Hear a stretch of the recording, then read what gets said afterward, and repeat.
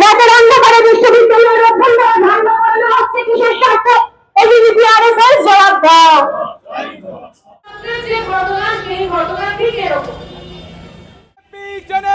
হামলা করে বামলা করে বামপন্থীদের রোকা যায়নি, যাবে না।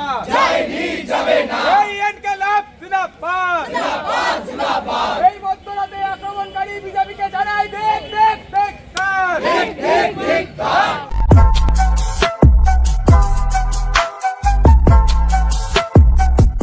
বুধবার রাতের পর বৃহস্পতিবার দুপুর পরিস্থিতি এখনো স্বাভাবিক হয়নি যাদবপুর বিশ্ববিদ্যালয়ে। ক্যাম্পাসের ভেতরের অশান্তির আঁচ এবার সরাসরি আশ্রয় পড়ল রাজপথে। অরবিন্দ ভবনে এবিভিপির তাণ্ডব ও ভাঙচুরের প্রতিবাদে বৃহস্পতিবার রাজপথে নামল বাম ছাত্র সংগঠন। উপস্থিত ছিলেন দীপশিতা ধর, দেবাঞ্জন দেরা। দুপুরে যাদবপুর 8B বাস স্ট্যান্ড চত্বর কার্যত রণক্ষেত্রের চেহারা নেয়।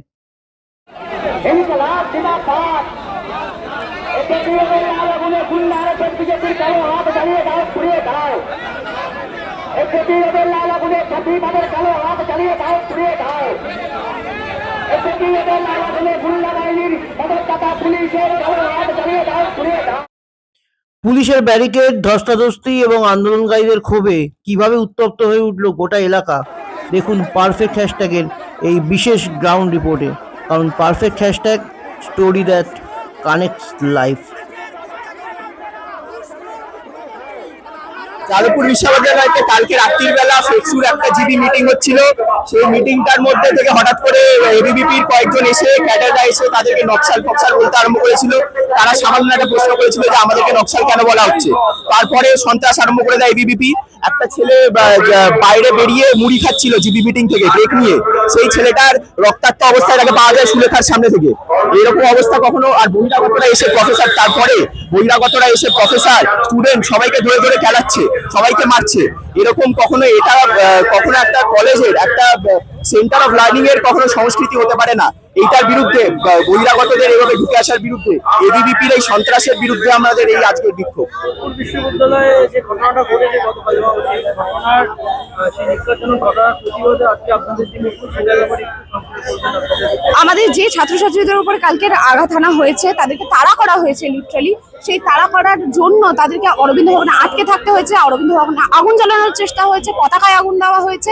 এইগুলো কোনো সুস্থ রাজনীতির পরিচয় হতে পারে না।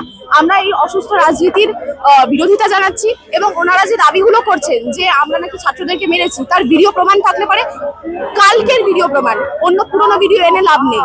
কালকের কোনো ভিডিও প্রমাণ থাকলে ওনারা আনুন, এনে ভিডিও নিয়ে তর্কটা হোক। আমরা সেটাই দাবি জানাচ্ছি, মিথ্যে কোনো দাবিতে আমরা নেই। যাদবপুরের বিধায়িকা যা বলছেন, উনি ওনার কাছে কোনো ভিডিও প্রমাণ আছে যে আমরা কালকে এনএসএফ এর ছাত্রদেরকে আঘাত করেছিলাম? আমাদের কাছে প্রমাণ রয়েছে আগুন জ্বালানোর, ছাত্রদেরকে লাঠি দিয়ে মারার চেষ্টা করা,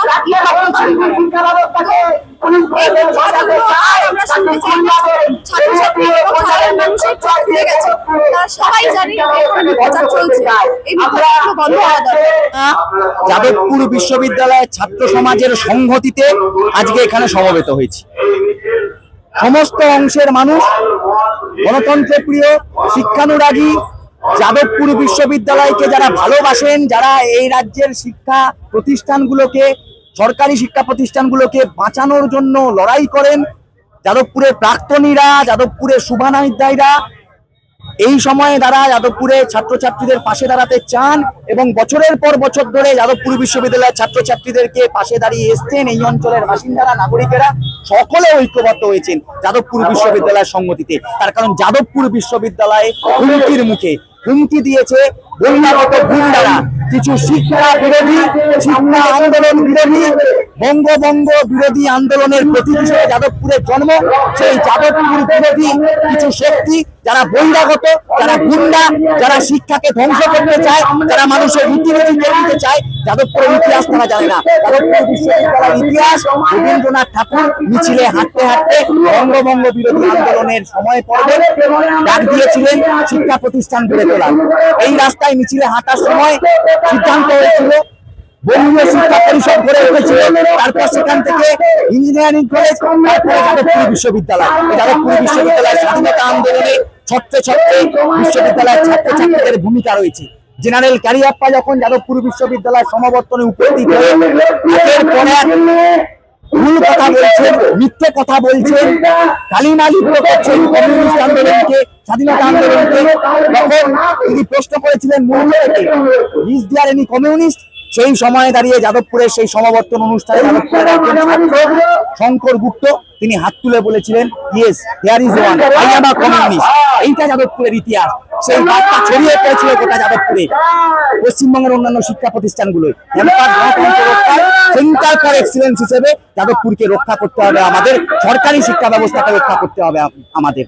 যারা ভাঙলো, যারা শিক্ষা ব্যবস্থাকে ভাঙতে চাইলো, যারা অরবিন্দ ভবন ভাঙলো, যারা যাদবপুরের ছাত্রছাত্রীদেরকে প্রাণে মারার চেষ্টা করলো, তারা আসলে শিক্ষা বিরোধী, তারা আসলে সংস্কৃতি বিরোধী, তারা আসলে ইতিহাস বিরোধী। তাদের বিরুদ্ধে ঐক্যবদ্ধ প্রতিরোধে আমাদের যাদবপুরকে বাঁচানোর ডাক, সেই কাজ আমরা, সেই জমায়েতের কাজ, সমাবেশের কাজ করছি।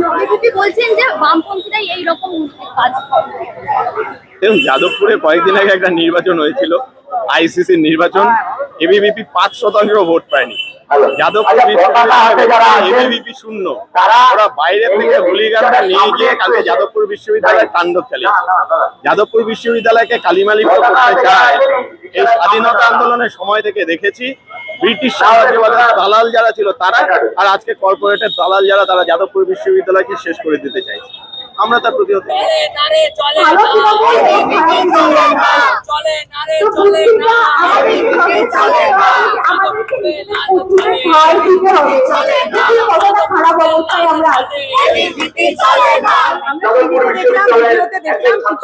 অরবিন্দ ভবনকে ঘুরিয়ে দেওয়ার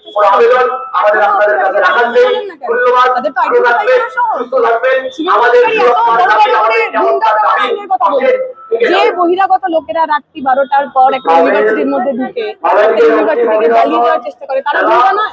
তাদের ভিডিওতে দেখা যাচ্ছে তারা এখনো পর্যন্ত জিবি মিটিং মানে জিবি মানে জেনারেল বডি মিটিং। আমি যদি ইউনিভার্সিটি স্টুডেন্ট হই, I have the right to call a general body meeting. কেউ আসবেন কি কেউ আসবেন না সেটা তাদের ব্যাপার। জিবি কখনো ইন্ডিকা হতে পারে না। তারা এই কথাটা বলছেন, তারা এক জিবি মানে জানেন না, এবং দুই তারা কোনোদিনও ছাত্র রাজনীতির সঙ্গে জড়িত ছিলেন না।